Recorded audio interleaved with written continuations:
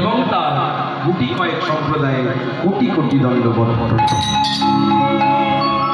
শাস্ত্রে কলম দিল গুরু কৃপা হি কে বলম, অর্থাৎ গুরুদেবের কৃপা বিনা সনাতন ধর্মে জন্মগ্রহণ করলেও ভগবান সেবার অধিকারী হওয়া যায় না। আমরা রাসলীলা আস্বাদন করতে এসেছি, রাসলীলা আস্বাদন করবো বটে, কিন্তু তার আগে যে কথাগুলো গুটি কয়েক বললে বলা হয় এবং না বললে না বলা নয়, সেই কথাগুলোকে আস্বাদন করে। তাহলে গুরু আশ্রয় করতে বলা হলো কেন না, গুকারশ্চ অন্ধকার লুকারশ্চ আলো, যিনি দৃপ্তিময় আলো জেলে আমাদের জ্ঞানের জগতে পৌঁছে দেয়, অন্ধকারকে দূর করে অজ্ঞানতা, সেই হলো পরম গুরুদেব।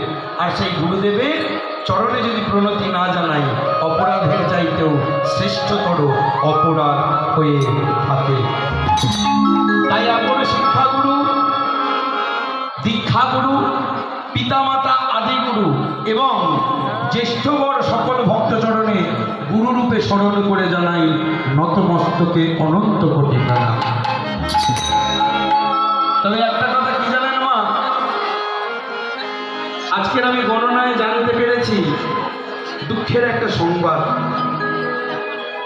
কিছুক্ষণ আগে জানতে পারলাম আর মাত্র 7 দিনের মধ্যেই আমার মৃত্যু। না না, দোষটা আপনাদের নয়, দোষটা আমারও নয়। আসলে রাজার ছেলে তো, তাই একটু মৃগয়া করতে ভালোবাসতাম। মৃগয়া মানে বোঝেন তো?